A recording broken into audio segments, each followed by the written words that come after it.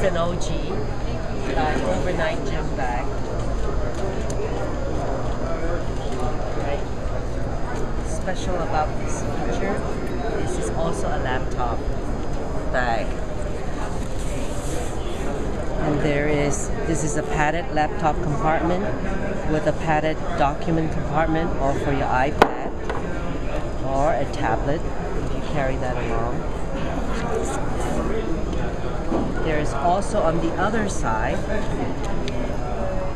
pockets for your chargers, pen holder, and maybe a camera, as well as for your valuables.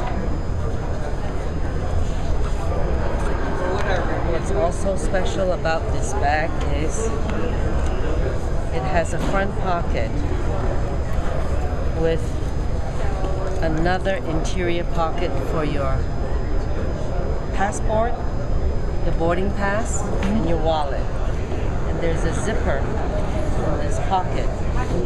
When you're walking around, you can keep this pocket unzipped for easy access to your phone, a smartphone.